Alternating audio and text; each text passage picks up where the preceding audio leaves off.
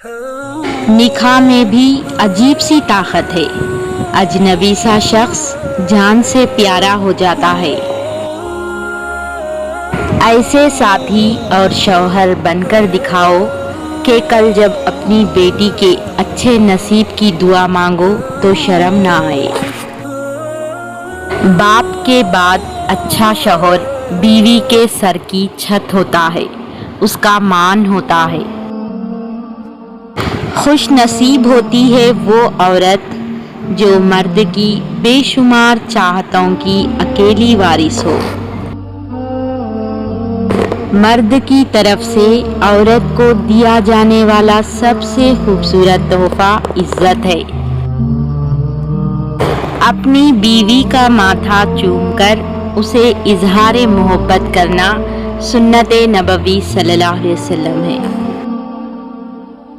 बीवी अपने शौहर से उस वक्त तक लड़ती या जिद करती है जब तक उसे प्यार की उम्मीद होती है।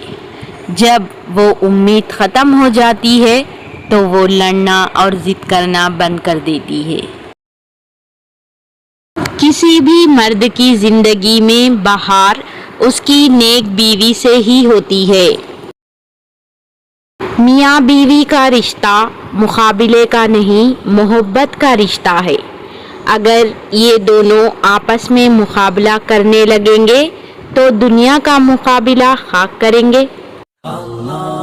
शौहर को चाहिए बीवी की तारीफ से ज़्यादा उसका एहसास करे, और एक बीवी के लिए ये एहसास किसी नेमत से कम नहीं होता कि कोई मेरी फिक्र करने वाला है। मियाँ बीवी का रिश्ता लिबास का है।